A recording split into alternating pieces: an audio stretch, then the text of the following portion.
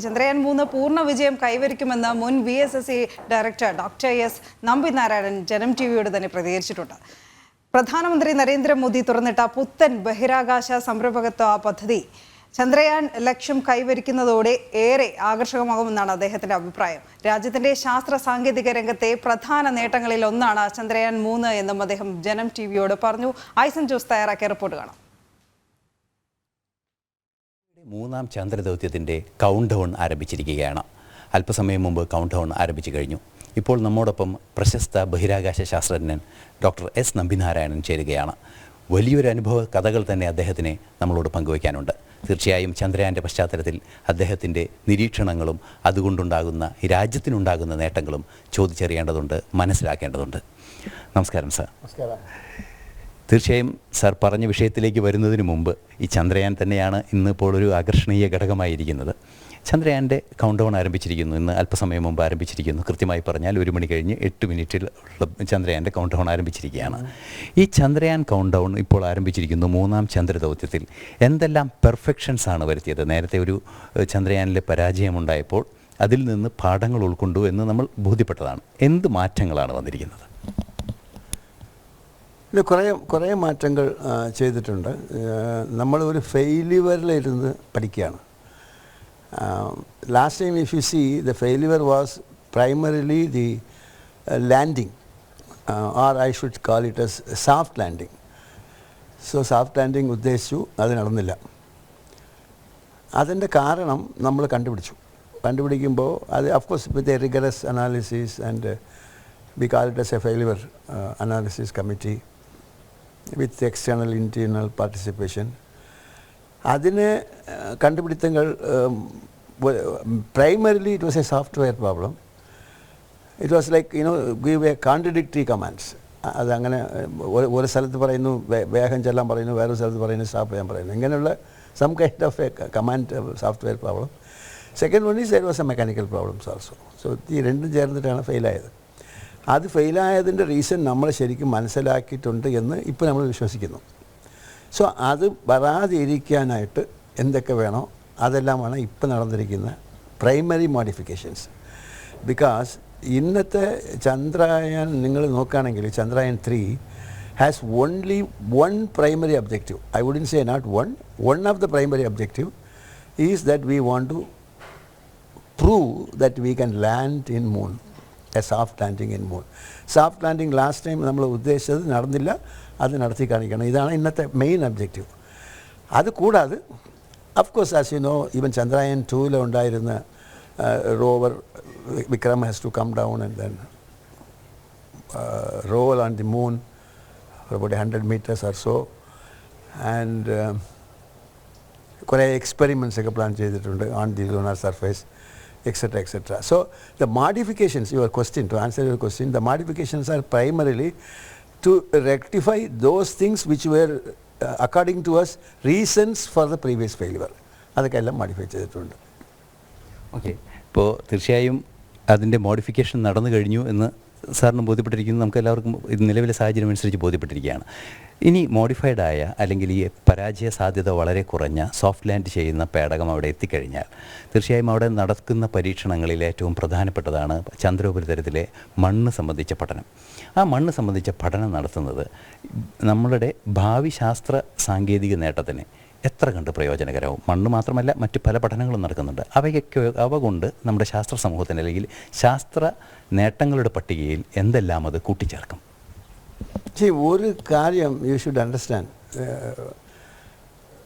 നമുക്കിപ്പോൾ ചന്ദ്രയാൻ അവിടെ ഇതിന് മുമ്പ് America, Russia and China they have gone. കുറേ ഡേറ്റ അവൈലബിൾ ആണ്. നമ്മളിപ്പോൾ കണ്ടുപിടിക്കുന്നത് confirmation of some of the data. I don't know whether you will give a value for it or find out something like what we have tumbled upon last time, water is available. അതുപോലത്തെ കാര്യങ്ങൾ. പക്ഷേ for any meaningful exploration you need a heavier payload than this 25 kg. Now you need a heavier payload, വേണമെങ്കിൽ you need a heavier vehicle. See, today our vehicle has a capability of 3.9 tons or 4 tons approximately. അപ്പോൾ ഈ 4 ടൺസിനകത്ത് നമ്മളിപ്പം ബുദ്ധിയായിട്ട് കഴിഞ്ഞ പ്രാവശ്യം ഫെയിലായി പോയ Chandrayaan 2-ൻ്റെ arbiter ഇപ്പോൾ നമ്മൾ ഉപയോഗിക്കുന്നുണ്ട്. These are all our intelligence part of it. So that way you are saving some weight. And of course the vehicle itself we have made some improvements. ഇതെല്ലാം കൂടിയിട്ടാണ് we could enhance our payload weight.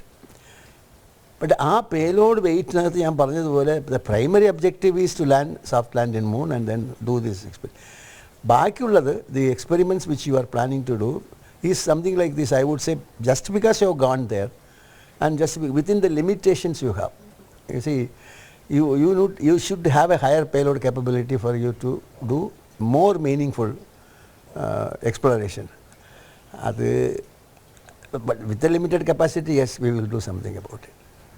Okay, തീർച്ചയായും ചന്ദ്രനിൽ നിന്ന് ഭൂമിയെ നോക്കുന്ന ഒരു സംവിധാനം, പോളാരിമെട്രിക് survey, അങ്ങനെയുള്ള സംവിധാനങ്ങളെല്ലാം ഇതിൽ ഉൾപ്പെട്ടിട്ടുണ്ട്.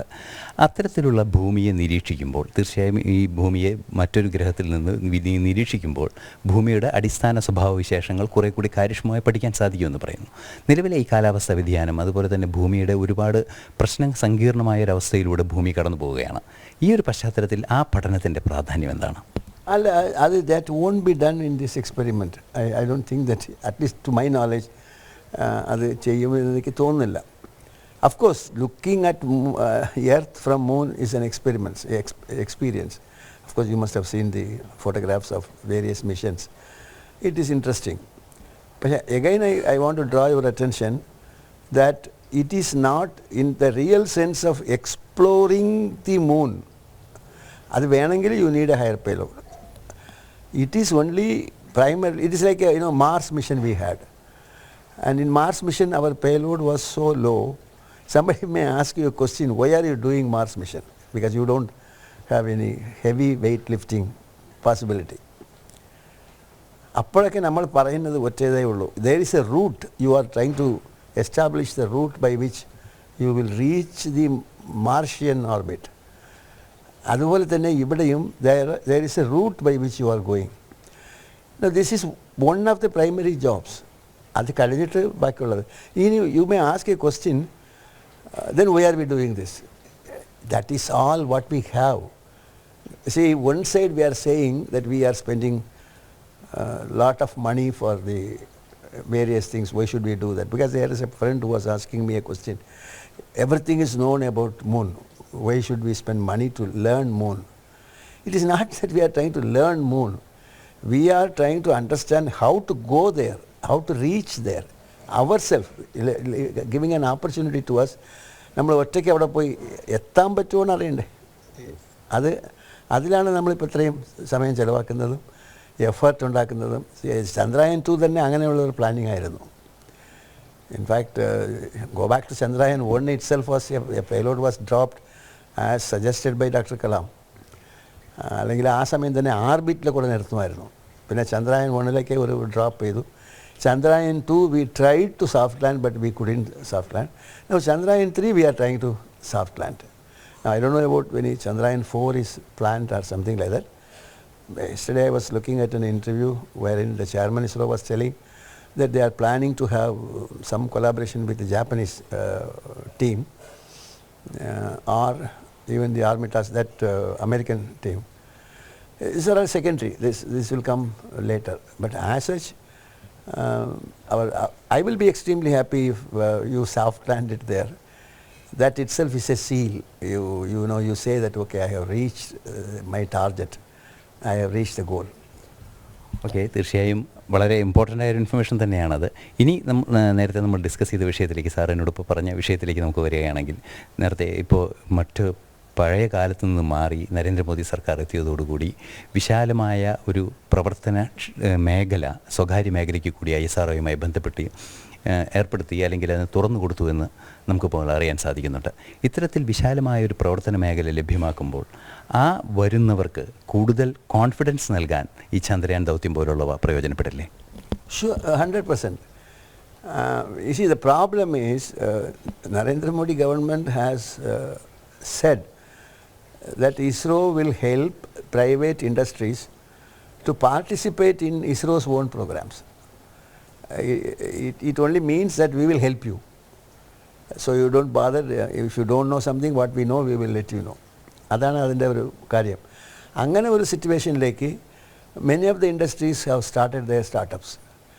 But I'm just looking at from a distance. I am not associated with all these startups. But പുറത്തിരുന്ന് കാണുമ്പോൾ എനിക്ക് തോന്നുന്നത് ഇവർക്ക് കംപ്ലീറ്റ് ഈ കാര്യങ്ങൾ മനസ്സിലായിട്ടുണ്ടോ എന്നൊരു സംശയമുണ്ട്. For example, what is the point in saying that I will make PSLV? Yeah, you can make PSLV, but how are you contributing to? PSLV is makeable and it was launchable and we have made successes even without one failure. That's good. But what is expected out of you by a private company is like what in US we have. You have Thaical Chemical Corporation, you have Hercules Water Company, you have Aerojet General Corporation, you have so many companies. These companies ellam, they are expert in certain areas. It is not NASA which is expert in this area. So, അതുപോലെ ഇവിടുത്തെ companies വരണം. Of course, it is a high risk area. At the same time, it is a high return area also. So it is something like this. ISRO will be, what I understood from the various reports, ISRO will be managing or monitoring the progress with the help of these private startups, and if they become an expert in themselves. For example, why can't they say, I will give you another vehicle. That vehicle will be better than your own GSLV or PSLV, or I will give you one module of that vehicle. This will be interesting. It is not, but the question then it will come whether they are capable of doing it. What we were capable years back, ISRO. Certainly ISRO is capable now much better. Now we are going to help them. It is not that we are going to do everything for them. We are going to help them. അപ്പോൾ അവർക്ക് അതിൻ്റെ ഒരു ആഗ്രഹം interest ഉണ്ടെങ്കിൽ certainly they are capable of doing it. I don't undermine the ability of the private industries. They are very interested, very nice, very intelligent people. So what I expect is that this should grow in some level so that they understand this better. And also I want to say in this opportunity, like you have NASA for the Americans and you have ESA for the Europeans. I thought it will be appropriate if we have an ESA, Asian Space Agency, for ourselves. Asian countries can join together. I feel even missions like interplanetary missions, Mars missions, Venus, all these things, I don't think that any single country or single entity can afford to spend that kind of a money. So eventually, I feel it will be a collaboration of ESA, NASA and ESA. See, who joins us in ESA is not our concern. Whomever joins us, it is good. Otherwise, we will... See, it will also enhance so many friendship, so many sharing of data and things like that. After all, we are talking about something in space is a help to mankind. It is not a particular country which makes it out of it. So that way I feel it will go. But according to me, this mission, if it is successful, will certainly draw the attention of the world.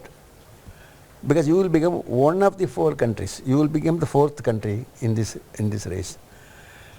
And then what happens is people from abroad as well as internal will try to invest more money as per their protocol. So more job opportunities will come, more talents will come to limelight. So I feel this is going to be a good opportunity for us to understand what we are in that sense.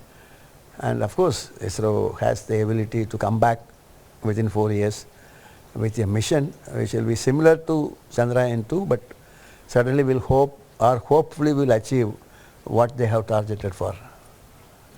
Okay, തീർച്ചയായും ഈ space ഡിപ്ലോമസിയുടെ വലിയൊരു സാധ്യത കൂടിയാണ് ഇത്തരം പ്രശ്നങ്ങൾ, ഇത്തരം പരീക്ഷണങ്ങൾ തുറന്നു വിടുന്നത് എന്നതും ഒരു യാഥാർത്ഥ്യമാണ്.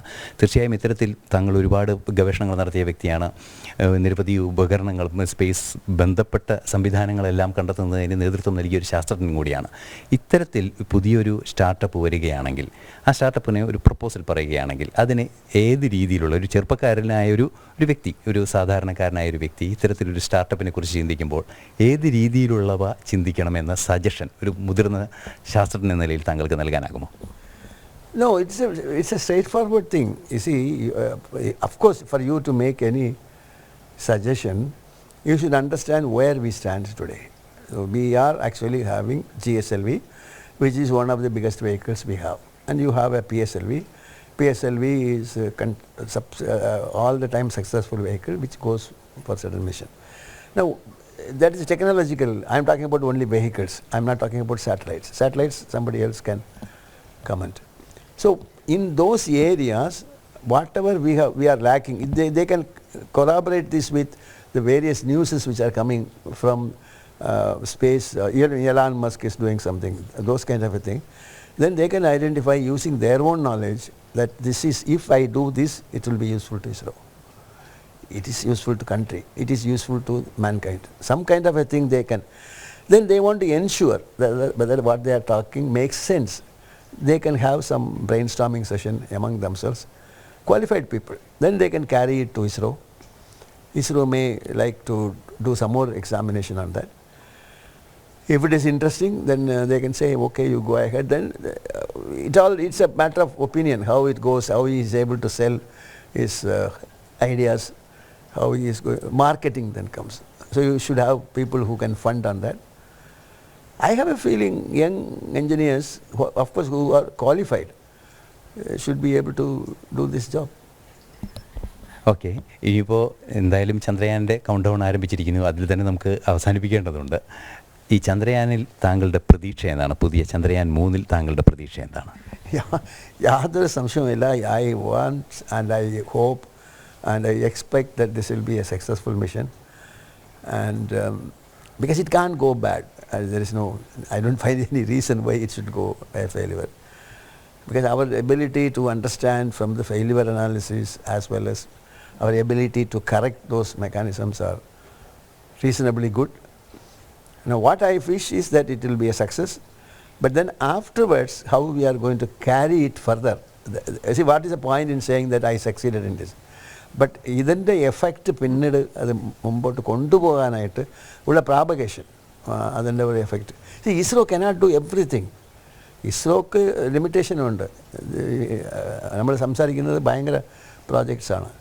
ഇതൊക്കെ അങ്ങനെ വരും എന്ന് ഉദ്ദേശിക്കുന്നു, വരട്ടെ എന്ന് ആഗ്രഹിക്കുന്നു. And I wish the team of Chandrayaan 3 a grand success. Let us celebrate it on August 23rd or 24th, as the case may be. I wish all of them good luck. Okay, thank you sir. Thank you very much. തീർച്ചയായും വലിയൊരു പദ്ധതിയുടെ വിജയത്തിനായി അദ്ദേഹത്തിൻ്റെ ആശംസകൾ നേരുകയാണ്. തീർച്ചയായും വിജയിക്കുമെന്ന പ്രതീക്ഷ ഉറച്ചും അദ്ദേഹം നമ്മളോട് പങ്കുവയ്ക്കുന്നു. തീർച്ചയായും അദ്ദേഹത്തിൻ്റെ നിരീക്ഷണങ്ങളും ഈ ISROയോടൊപ്പം തുടർ സ്ഥാപനങ്ങൾ ചേർന്ന് നിൽക്കേണ്ടതിൻ്റെ ആവശ്യവും കൂടി പറയുന്ന വലിയൊരു സന്ദേശം തന്നെയാണ് അദ്ദേഹം നമുക്ക് നൽകിയത്.